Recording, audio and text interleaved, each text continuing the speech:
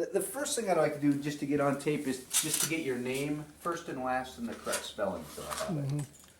So I'm Keith Duppenthaler, but I go by my whole signature as F. Keith Duppenthaler. I'm a DDS, a dentist. So it's Keith Duppenthaler.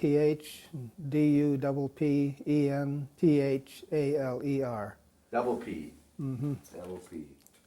Huh. Now, so you grew up in Tacoma? Tacoma, yeah. What did your parents do in Tacoma? So my dad was a planerman at the old Henry Mill and then other mills too around. He moved around some, but he was a planerman all his working life. So did you have to move around with him, or did he move from mill to mill? And Well, he did most of his moving before I came along, but so we stayed in Tacoma all the time. I was, and then during the war, or right after the war, he went down to Chehalis and worked in a mill down there, and I'd come home in summertime and a couple of years anyway, and when I was vacation from dental school and work in the mill with him, and so we'd commute from Tacoma and back on weekends, and stayed down in Chehalis during the week. yeah, back then that was a commute. That was a Well, that was a ways, yeah. It's, I don't know, 50, 60 miles or something like that, or maybe more. no I-5 going through there. No. Yeah, I don't know. Yeah, there was some I-5 then. But Oh, did they have something by then? Okay. I think some of it, yeah. You know, old 99. Yeah. So had you when you got in the service, had you already started your dental study, or No, I was taking engineering before, but I just only got in just about a year is all, and down at Linfield in McMinnville, Oregon, and went in the service, and then decided when I got out, then I took these tests that I don't know who put them on, but they give you a test to see what your aptitudes were, for thing, and I came up with dentistry was one of them, so I had a chance to get into dental school, so I did. so that's wasn't in the family then? It wasn't No. following in footsteps? Or? No, So did you enlist in the service, or were you drafted? no, Or? I enlisted when I was down in McMinnville and Linfield. I signed up in Oregon, actually in Portland, but then when I went in the service, I went in from Tacoma. Linfield's a beautiful little place. Yeah, it really is. It was kind of like a little family there when I went. I think there was only maybe 600 students or something like that then. Wow. It was a real enjoyable time there and then went to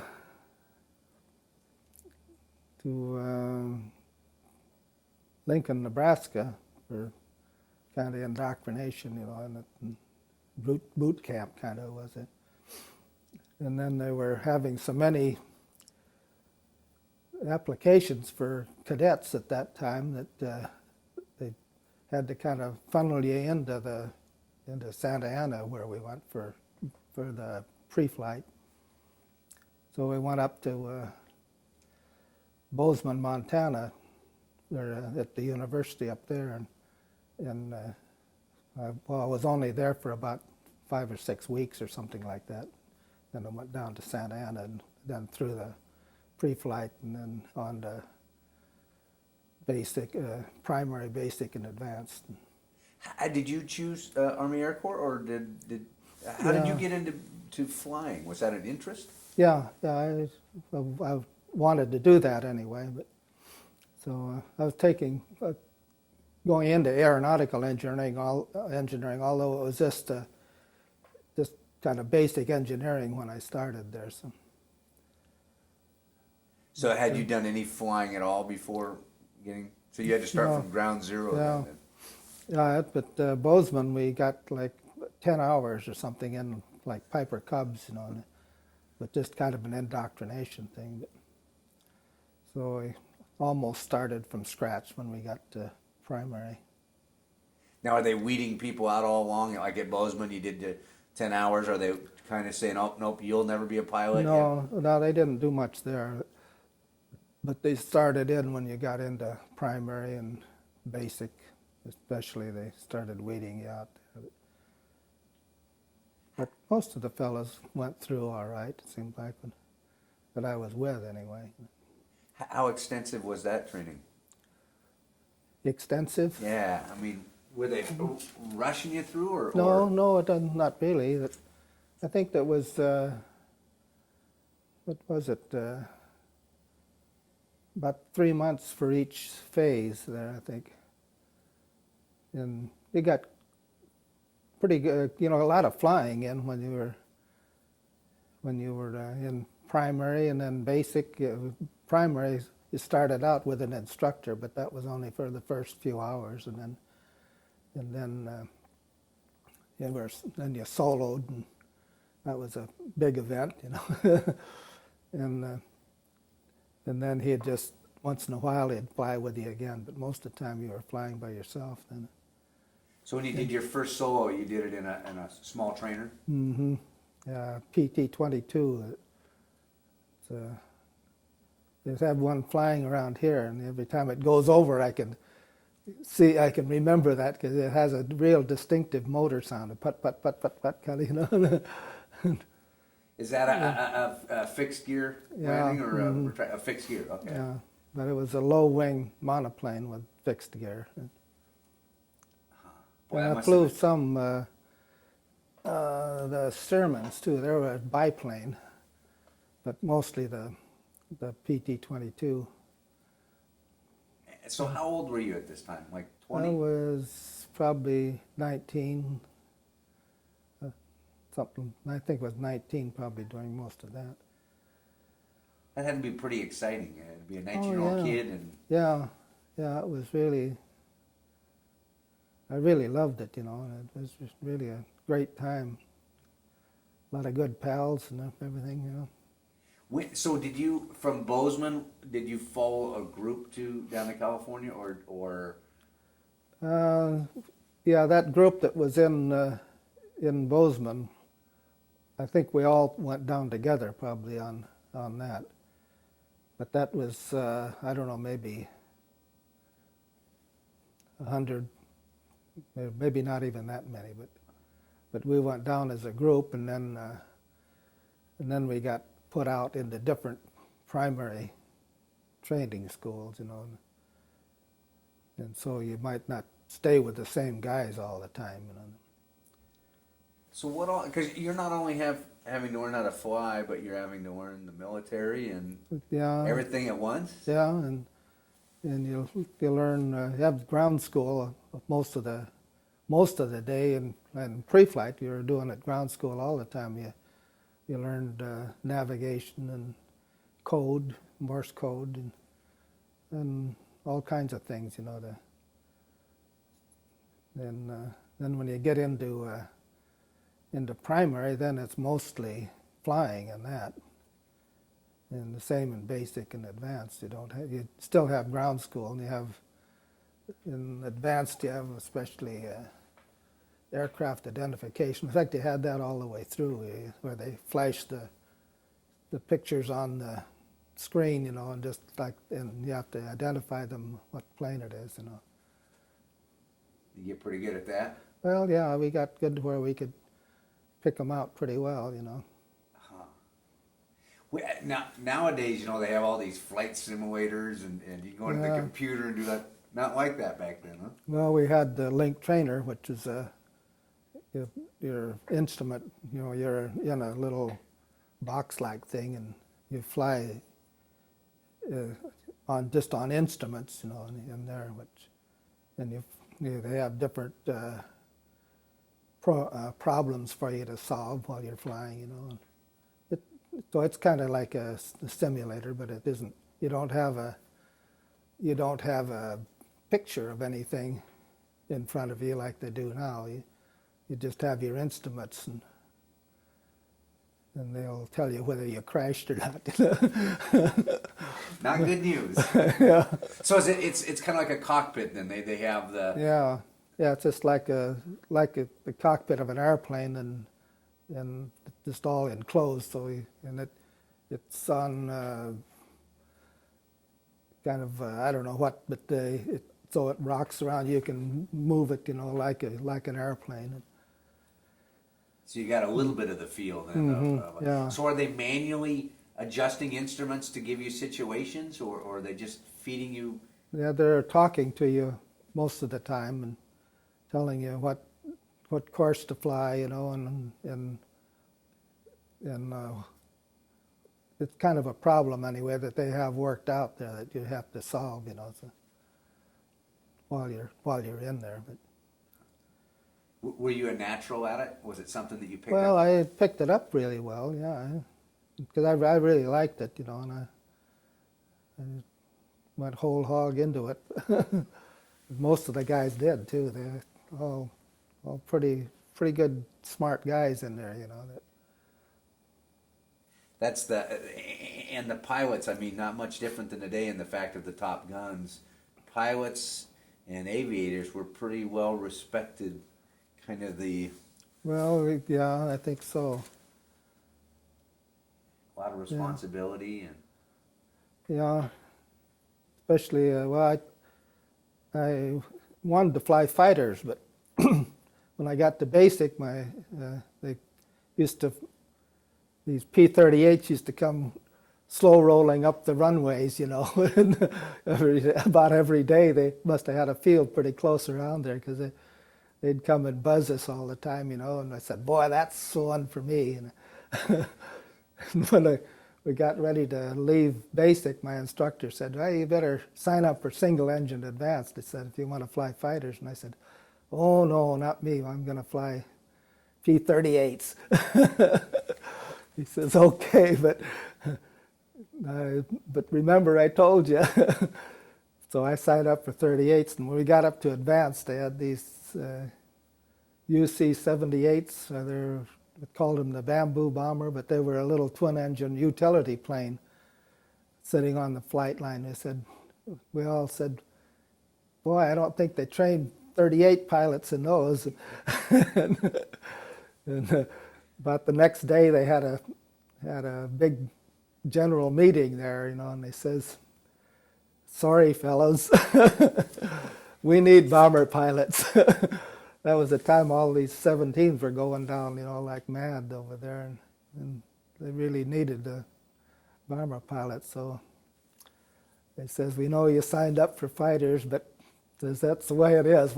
You're going to be a bomber pilot. Then once we got into it, I really liked it and got a crew and everything. It was really great. So when did you see your first? Because you flew with B-17. B-17. Yeah. When did you see your first B-17?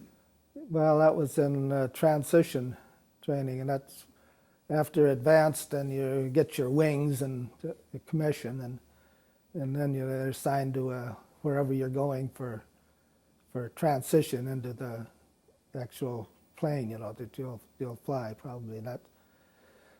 And that's another about 3 months or something in that, and then you go into phase training, we call it, where you pick up your crew then, and that's a different field again you go to, and you pick up your crew and train then for another 3 months before they ship you out somewhere then. So before you've even flown a B-17, they then put your crew together that will eventually go on? Is that? Yeah, probably they have them ready to go anyway. I think all these fellows have been going to a gunnery school and engineering school and navigation and bombardiers, and so they bring them all together then at this phase training you get. So where was that you picked your crew up? Well, I picked them up in Lincoln, Nebraska, and then we went down to New Mexico, Roswell, New Mexico, and flew out of there then. So do you remember the day you got your crew, how they divvied everybody up? And Well, it was mostly just assigned, and then you could change them around if you wanted to, but you mostly decided, well, who wants to fly the lower ball and who wants to be a tail gunner, and so they kind of decided anyway, I kind of let them decide among themselves where they wanted to be, and it worked out pretty well then. And that how big's the crew? How many? it was 10 in a crew. That's a lot of personalities to Yeah. keep everybody happy. And Yeah, we had a great crew though. Everybody got along fine, and who were some of your crew members, and where were they from? Do you well, remember? my co-pilot was from Sacramento, and bombardier was from Brooklyn, I think, and my navigator, I think he was from the Midwest. I think wasn't Chicago, but somewhere around in there. And then the other guys from Texas, and tail gunner was from New York, and they're just all over the country, So. Characters? And my lower ball gunner was from Dallas, Oregon, and I still see him quite often. Oh, really? Yeah, but he's the only one I've been able to keep up with. What's his name? Bevins, Eldon Bevins. And So he was the ball turret. yeah, and he was the smallest of the crew, so he fit in there better. Yeah, I hear there's not a lot of room in the. Oh boy, there isn't. Yeah, I've been in it quite a few times, but boy, you just have to sit with your legs all crunched up, to you, and it's it's not for somebody that has to stretch very much. We interviewed a guy in just outside of Spokane, Gil Langdon, and he was pretty tall, and he had to take his boots off just to get that little extra room. Oh yeah, I bet. And Yeah. he'd set him up top. And Yeah. so, So when do you remember the first time you flew one of those big beautiful birds? Oh yeah, I was down in Roswell, I think, and yeah, it really looked big, when you coming from a small plane and sit there, you look like you're 3 stories high, But you soon got used to it, though. So for somebody who's never been in one, tell me about a pilot getting into one and what it's like when you get into the cockpit. How do you get there, and what's it like? Well, you have this hatch under the nose, and kind of that you have to grab like this, and then you just boost your feet up in and pull yourself up into the thing. And or you can go in the back door and walk through the bomb bay too. But most of the time we just pull up into there from the little hatch down below. And that's bringing you up into the cockpit? well, it comes up into the forward compartment where the navigator and bombardier are up in there. And then you just go up right into the cockpit with the 2 pilot and co-pilot seats. Are they big inside? What's it like in the cockpit? Well, they're not very big, no. We thought they were big at first, but then there isn't too much room in there.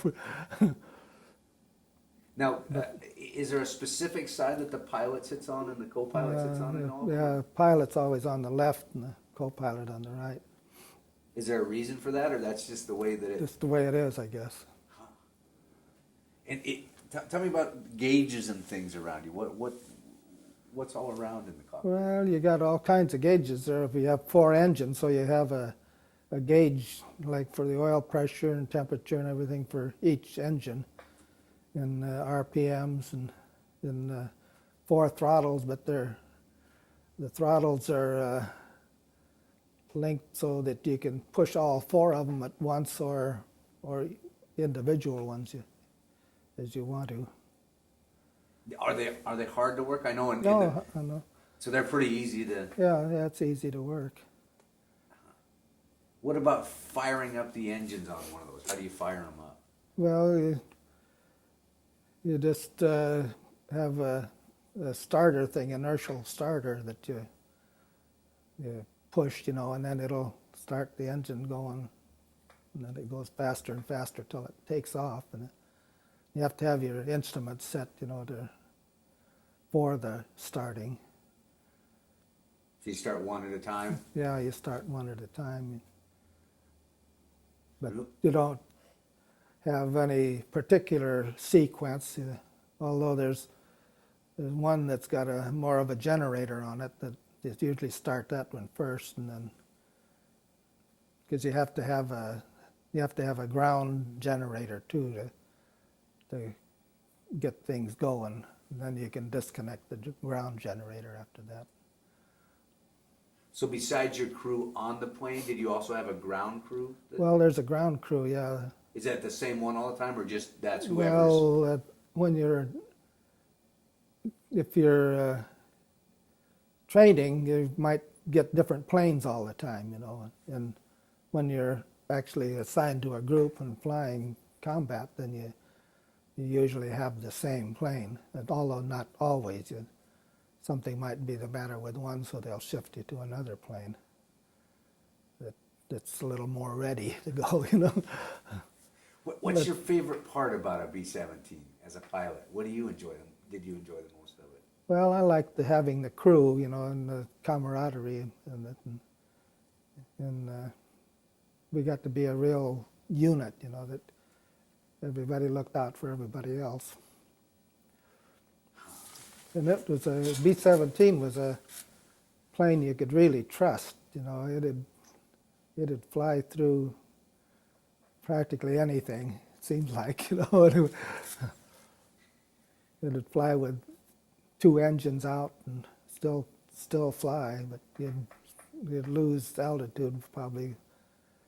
In fact, on my last mission, we got 2 engines shot out on the same side too, and but we had to drop out of formation and go back by ourselves. But we were losing altitude all the time, so we had to throw out everything we could get to lighten the plane. But we made it back anyway, back to behind our lines. So Hollywood was accurate there, 'cause I know I've seen Hollywood creates things that didn't happen, but the fact of really having to lighten the plane, anything that you... Yeah, and there weren't too many fighters around that we knew about anyway, so we threw out our guns and everything to lighten the plane, but we made it back behind our lines anyway. What was it like? Because you've flown these nice little planes, and now you have this B-17, and you've got all those 4 engines running and taking off. And are they these lumbering just workhorses? Or? No, it's pretty lively airplane really. Although it's not like a fighter, but still it's got a lot of zip to it. So when you get a launch down the runway, you get a little G-force going through you, and well, yeah, you get used to it, but taking off with a full bomb load, though, you're heavy, and so you use up most of the runway. Right. Huh. But it sounds like you always had a confidence in the plane. And you had to have a lot of confidence in your ground crew too, so that things were going to keep running for you. A lot of parts, a lot of elements in a plane, yeah. Yeah. So what were some of the duties of the other people? Because you have your co-pilot. What's a co-pilot's duty? Well, he's there to take over if anything happens to you, and so when we're during all the training, we had him flying quite a bit at the time, and making landings and things, too, as well as I did. So he'd take every 2 or 3 landings, he'd fly one, he'd land one too. And in fact, I had all of my crew up where they could fly the plane. They might not be able to land it, but they could belly it in or somewhere, I'm sure, if they had to. But they could fly it anyway. I had them up so that they all had time at the wheel and could could take over if they had to, keep it going. So for training, what did you do when you went on training? Did you do practice bombings, or Yeah. do you remember your first bombing? How accurate were you guys? Well, we did pretty well, It didn't make too much of it. You had these dummy bombs, but you could see where they hit, and so we did pretty well, really. But the bombardiers were pretty well trained, in their ground school stuff. They did a lot of bombing with a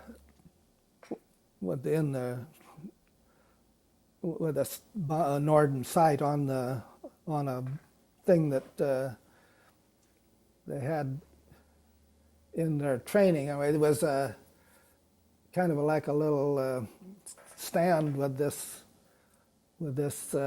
bomb sight on there, and then they had a kind of a map below it that they'd go over, wheel up onto that stuff, and they'd keep adjusting all the time, and it just stimulated the actual bombing from the airplane. So they were pretty good when they got assigned to a crew. So what's your job then as a pilot Well, on a bombing on a mission? bomber, you're to fly it. You're probably going to repeat once in life.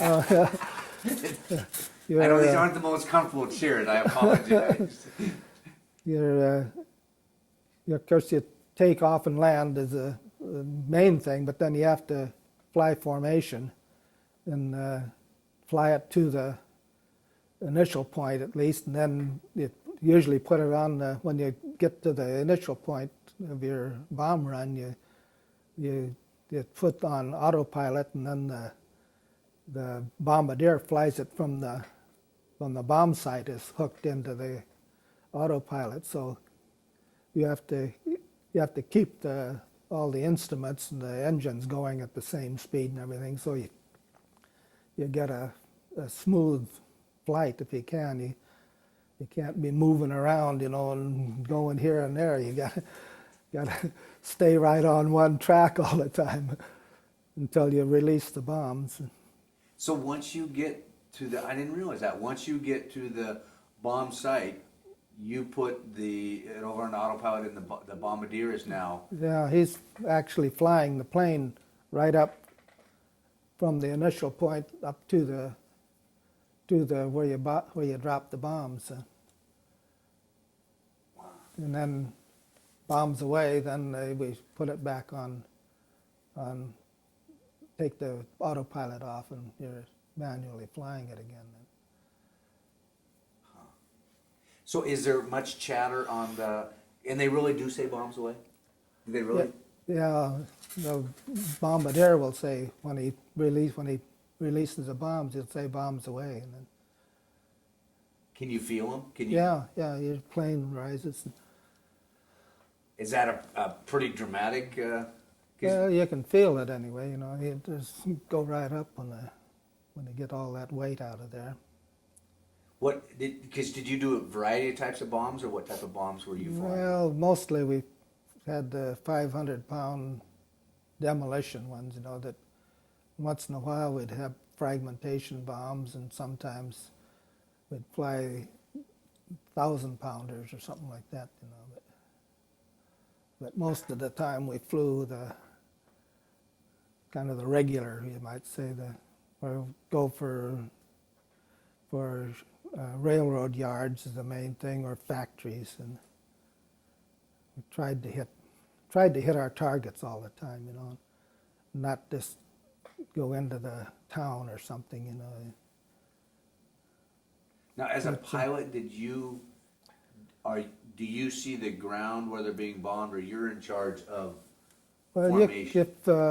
You can see the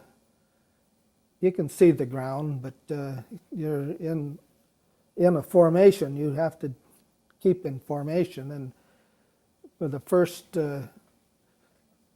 couple of missions, I flew, in formation with some other one. Then after that, they selected me to be a lead pilot, and then you're up in the lead. But you have to be real careful about how you fly, because if you make a small turn, by the time it gets back to the guys in the back, they're struggling to keep up. You know? So you must have been pretty good if they put you up in the lead. Then they must have. Well, I don't know, but the first mission we lost quite a few planes. We lost our lead and 3 planes right around that. Just went up in one big puff of smoke.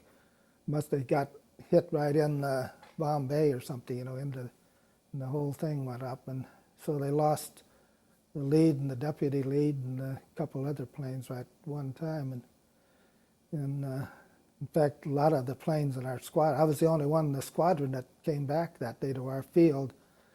Some others landed at other fields, so but they had a lot of casualties then, and so you went up pretty fast if you lasted, you know. And I didn't last very long either. I only got in 6 missions. But where were you flying out of? Where were you home basing from? Well, from Framlingham, England, and up by Ipswich, 390th Bomb Group. 390th? 390th, yeah. So, and when did the 390th have a nickname? I know a lot of them had. No. Did your plane have a name? Well. Or is that all Hollywood where we see the drawing of the... No, they had, but I didn't name it. There was already named. I can't remember what I didn't fly all one plane because I right after I only flew a couple missions, then they put me on this lead crew training thing. So I flew all over just by myself with a crew, all over England and over onto the continent, and just practice bombing and practicing what they wanted you to do as a lead pilot. And so that took up a couple of months, and then I got back on combat duty, and I flew only just maybe 4 missions after that before they got me out of it. I ended up in the hospital took 2 years to get out of the hospital, and I had flak through my leg here, and it got osteomyelitis in it, and so it took quite a while to get me healed up enough, and by that time the war was over, so I never did get back to flying again. Well, so when you take off in these squads, this is the one thing the hardest thing, because I hear people talk about it, but to imagine, when you're taking off, how big are these squadrons? It's not just 2 planes going. 12 in a squadron and 36 in a group. And you take off from your field, the group has 36 planes taking off. And you take off individually, and then you circle up. And usually over there it was all that through the clouds, so you had to circle up at a certain circle, you know, so much bank and so much altitude you're gaining all the time, because if everybody just went up on their own, then you'd be colliding with somebody for pretty sure, but you took off in intervals, and everybody went up like this, and then you got up through the overcast, and then you could see what was going on, and then you'd get your group together, get your squadron together first, and then the group, and then they had to go join the whole air stream there. So that was probably 1,000 planes at that time that you had to get all in. But you have to be over a certain marker at a certain time. It's kind of tricky to get that many together and get them over this place at a certain time to meet the other guys that are coming in maybe from here and get into your right position in the whole stream there. It worked out pretty well most of the time. That must have taken a fair amount of time just to do that. Yeah, initial organization. Yeah, the assembly took quite a bit of time, even to climb up to, well, you probably 20,000 feet or something like that, or depending on where the top of the clouds were. Did they lose planes doing that? I mean, were there people that? Oh, yeah, once in a while they'd have a collision and you'd lose planes doing that. So then now we get all these planes together. What what were some of the targets that? Well, first of all, is it loud? Well, I mean, what's it sound like? Well, you don't hear much. Of course, your plane, you hear mostly just your plane motors, but from when you're inside the plane. But if you're down on the ground, it's a real roar. You go with all these planes going over, you know. And I've seen that quite a few times with you can see the bomber stream going out, you know, and it's quite a sight. But they go for miles and miles, you know. That's so hard to imagine. I mean, not having seen 1,000 planes. Yeah. When you're up in the air, what's it like? I mean, are you just looking out at a sea of planes left and right in front? Well, no, except when you're in the lead. No, you only see even then, if you look around, you know, you can see other planes around, but mostly you're busy flying your own formation, you know, and you're just kind of following the lead. And how tight are you? I mean, if you look across, you can see pilot to pilot? Oh yeah, yeah. In fact, you'll fly with one wing here of this plane, and your wing will be back here. Wow. And they try to, if there are fighters around, you try to get fairly tight formations because all your guns will concentrate on this fighter coming in, and so you get more guns shooting at him all the time. Unless you're way out somewhere, then you don't have the concentration of firepower. Huh. It's interesting because I would have thought you would have spread out so you're less of a target. Where if you all come, but I didn't think about the fact that you also now have all this firepower coming in. You can just put a whole blanket out there. Yeah. Our group shot down, I think, 152 planes one day. In one day? Yeah. We did shot down more than our fighters did by a long ways, but they were right there at us, you know. How close did the fighters get to you? I mean, do they get pretty close sometimes? Yeah, sometimes. Although I never got hit much with fighters, but we did got hit with one of these Me-262s, the jet plane, and that was just when they first came out, you know, and everybody was kind of in awe of that. But he just loafed alongside of us, and then pretty soon he wheeled over and came down through, and you could see his machine gun or cannon puffs going off, but I don't think he hit anybody then. He might have hit, but nobody went down anyway then. But he just went right through us and kept going. Just showing off. Yeah, but he was fast. If they had more of those, they would have really made a difference in the war, I think. But they didn't come out till pretty late in the war, and then we had all kinds of good fighters, and the P-51 was really a good fighter. Do you remember the first time that you actually saw, this is one thing Gil Langdon told us, the gunner, he said, I know they told us in training they'd be firing back at us, but never in my mind did I think they'd be firing back at us. Yeah. Do you remember the first time that you got in and started taking enemy fire, what that was like, or were you so busy flying that? Well, you don't think too much about it, you know, but they'll just tell you, well, there's a fighter up 12 o'clock high or something, you know. And but we were pretty lucky, and we never did get really hit with a fighter. So you took more flak then. Yeah, we took more flak. And now is that just around you all over the place, or what's that like? Yeah, it depends. Sometimes it'll be off to the side or something, but a lot of times it'll be popping right out. You know, you see the red insides of it where they explode, not just a black puff, and then you know they're pretty close. And and you can hear it rattling off of your plane, the little pieces. And that the day that I got hit was over Frankfurt, with hitting the railroad yards there. And it was one of those days where it said one of our planes is missing, and I happened to be the one then. But they shot out 2 engines with the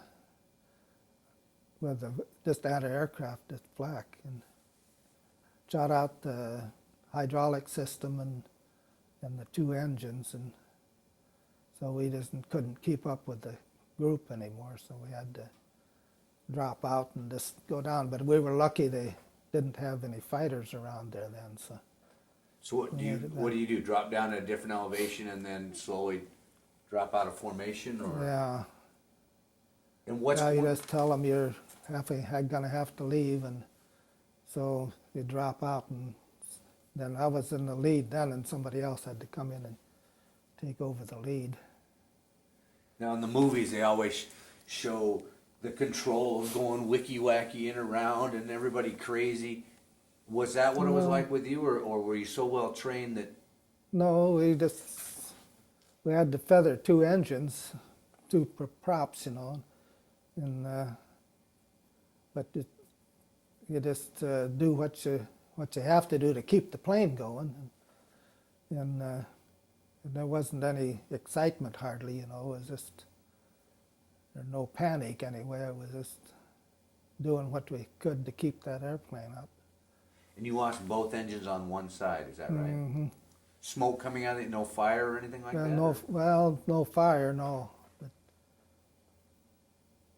we had one engine that was just completely out, and then the other one we could use for a little bit, and then it'd kind of go to like overspeed, and then it had dropped to nothing, and then it had grind up, and I thought it was coming apart, so we finally feathered it too. It was better with just the 2 engines than the one that was acting up like that. I guess that attests to how great the B-17s were, the fact that 2 engines that you still had. 2 engines, even on one side especially, they'd still fly. Although I say we couldn't keep altitude with the weight in there, so when we got down pretty low, then we started throwing out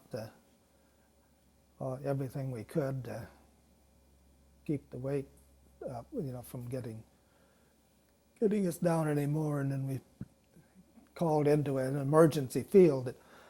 When that Battle of the Bulge was going on, they had an emergency field just it was in by Reims, France there, and they set up an emergency field there that we could come into. So we called in and just got a straight in approach and got landed all right.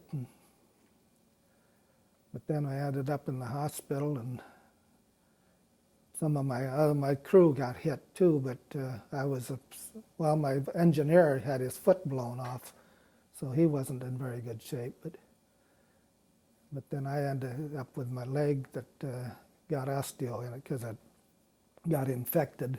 So you took a piece of flak? Flak, Is that what? So did you know that when it happened? Yeah. I mean, probably a stupid question, but painful or? Well, it was when, especially after after a little while it was, when the numbness kind of wore off. But we got down anyway. So. All your crew survived then? Yeah, they all survived. Huh. And the wounding, the wounds were all flak-related wounds within there. But then my crew was broken up, and the ones that got back to the field, then they were assigned to other crews, or my lower ball gunner went into the office there. He was did something, I don't know, but he got assigned right to the to the office part of it then. And so I don't think he flew any more missions, I'm not sure. What But do you then remember? the war was over pretty soon after that. That was in January of 45, and then the war was over, I think, in June or something like that. Do you remember what your plane looked like when it got down? Well, or were you too busy heading to the It hospital? wasn't too bad. We we had to crank down the gear and by hand and the flaps and everything by hand because the hydraulic system was out. But they finally sent over and fixed it up and flew it back to the base. So when you say the flaps down, you mean as you came in, the air flaps that you use as brakes, you've got crew members in there cranking away on it? Well, you put the flaps down because it makes a bigger wing kind of, and so you're going slow. It gives you more lift, and so you crank that down as you come in to land, and this stays down there then until you land. So who's responsible for cranking? Well, the engineer was some, but then everybody got in and pitched in and cranked too, because it was a job. Especially, and had to crank up the bomb bay doors, and we did that right away. But then we had to crank down the landing gear and the flaps. So it was quite a time anyway but everybody pitched right in, and they all worked together and got her done. That sounds like, again, where that training, and I hear so many pilots talk about that, how well trained our crews were, that because of that teamwork, everybody knew they had a job to do. Yeah, it was a real team. How much just for, because part of this we're doing for the Boeing Flight Museum also, we're going to be working with them on some stuff to go with their planes. How much stuff could you throw out of your plane on the way down? What were the type of, and were you telling people what to do, or were people just yanking stuff? And No, I said lighten up whatever you can. But it was mostly just the machine guns that we threw out. But they didn't have a whole lot of other stuff other than the machine guns and the ammunition, weighed quite a bit. But had you already let your load go before you got one? yeah, thank goodness for that. Where were you flying over? What was your target that day? Frankfurt. Have you ever been back? Marshalling yards. No, I never have. There, I've been to Europe since then, but not to Frankfurt.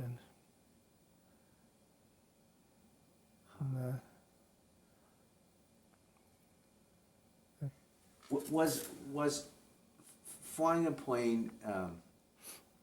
Because war's a different world, isn't it? I've never been there, but yeah, it's different. But you never think it's going to happen to you, And I guess that's youth or something, All young guys flying in their 20s, usually. That's an important part, isn't it? Yeah, I mean, I think so. If you are to face a war. Mm-hmm.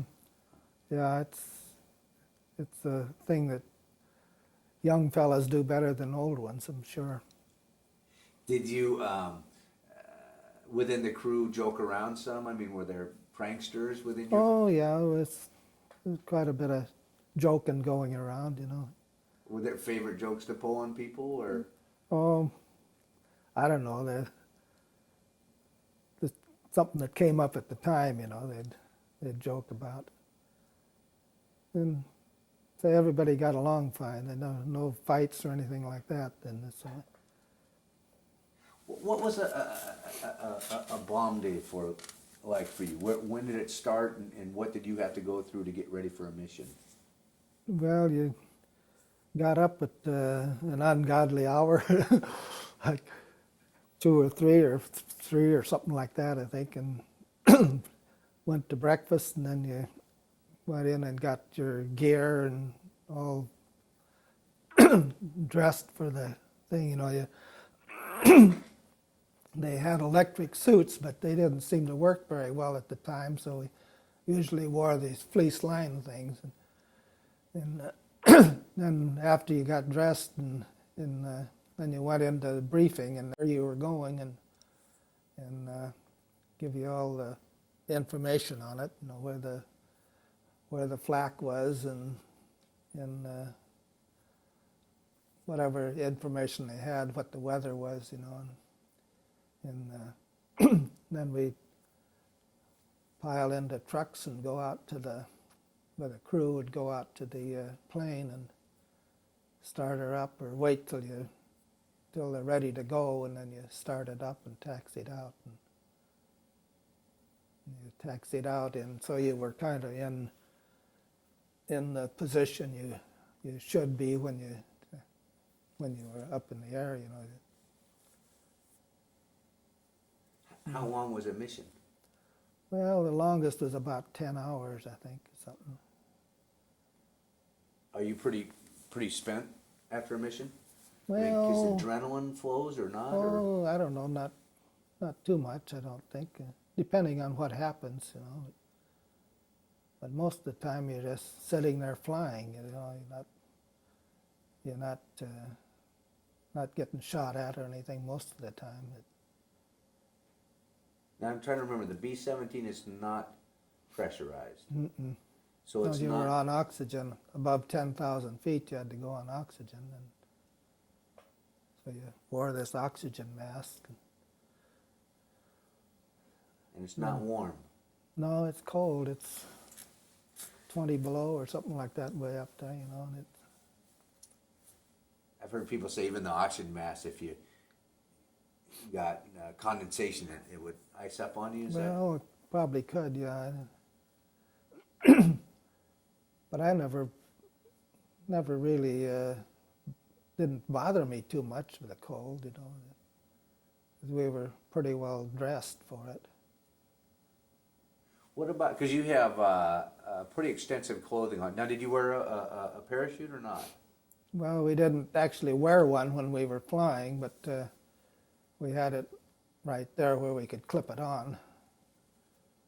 But we didn't have a seat pack. We had the chest. What if you had too much coffee to drink before you left? Because a 10-hour flight, that's a long time without Yeah. You don't have a stewardess in a bathroom on those planes, I believe. You have a relief tube, but so you can urinate on it through the then, but you gotta undress quite a bit to get at it, you know. So Did they work? Yeah, they worked, but they might freeze up, but then they'd thaw out again when you got down.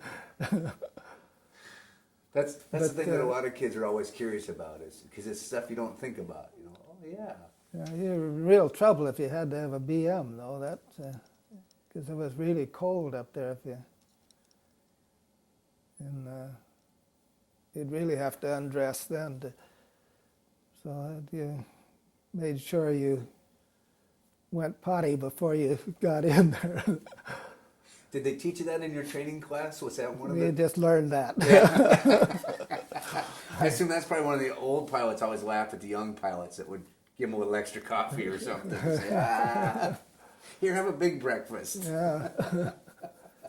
And was there a traditional breakfast that you had before you went up, or you just went to the mess hall and? Yeah, you just went and whatever they had was a lot of times was Spam and eggs, dehydrated eggs, and a toast. I remember we used to had a kind of a pot-bellied stove where you could toast your toast on, you know, and we'd have that and eggs and that usually Spam or something like that, you know.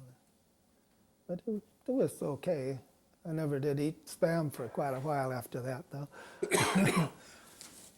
What was it like when you came back after mission? Because, like you talked about, I mean, you have 1,000 planes up. You lost a lot of planes. When you came and landed, what was that like back at the field? How did people deal with those type of things? Well, they were always, people on the ground were pretty well shocked when we lose quite a few planes, you know, it seemed like. And then the the ground crew especially, they really took it hardly, because they were really dedicated to keeping that plane going, you know, and when they'd lose it, then they'd really feel it. And when you get back in your barracks and see the empty beds, then you'd kind of get to you too, you know. But they cleared out things pretty fast there. They get new guys in, so. But you felt it all right. So again, do you get kind of in a different mindset to? Yeah, I think so. Yeah, you get kind of hardened to it or something, you might say. Now I heard tell that the pilots, when you talked about they cleared it out pretty quick and then new people came in, I heard tell that sometimes the pilots even, I mean, there is this, I don't know, different side of war where you know they're gone. It's a part of war where some pilots might help move some of that stuff out, because I heard blankets were very valuable. Mm-hmm. That, you know, well, John's gone and Yeah, there's a that's blanket, usually, so. yeah. Well, I suppose there was some of that. I don't know. Then I didn't really see it, but and when I went down there, they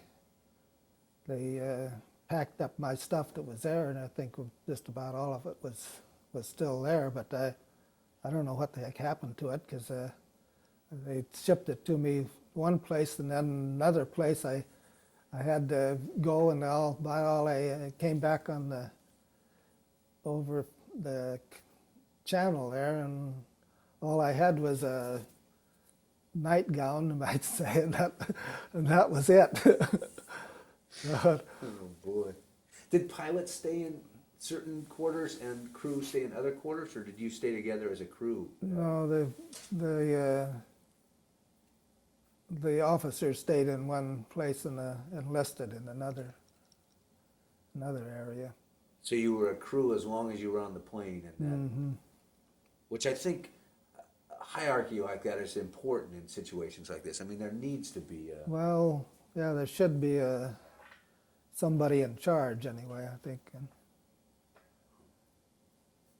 What was the best part of this service for you? well, the flying, I guess, what I really liked. I would have kind of liked to stayed in, but I got this osteo in my leg, and when I went to apply for regular Army then, and that knocked me out right away. So I could have stayed in a reserve, but then I decided, well, heck, I might as well get out then, I guess. When you see a B-17 today, what is there a special bond between you and a plane like that? Well, yeah, it brings back memories, all right. Yeah, the last B-17 I seen flying was a Bor-8 bomber that came right over our place in California and dumped a load of stuff just up above us there, and it really looked good flying there. That's all the pilots I've talked to. That's it. There's this special. I mean, when they close their eyes and they think about the plane and flying it, it's just it's almost like a family member to hear them talk about these planes. Mm-hmm. You know. Yeah, we have a B-17 in our 390th Group Museum down at in Arizona there at the Pima Air Museum. We have a hangar there with a B-17 in, and all the memorabilia of the group in that.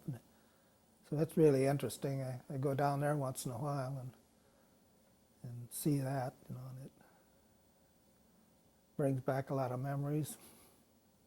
Do you kind of see the faces in your head of the young kids? Mm-hmm. Because they're all still young, right? Yeah. Your crew is all still young? Yeah. Yeah, most of them are gone now, but they're still young to me, you know. That's as I said, as I've talked to different pilots, they still vision their buddies. Because it's the most unique. Mm-hmm.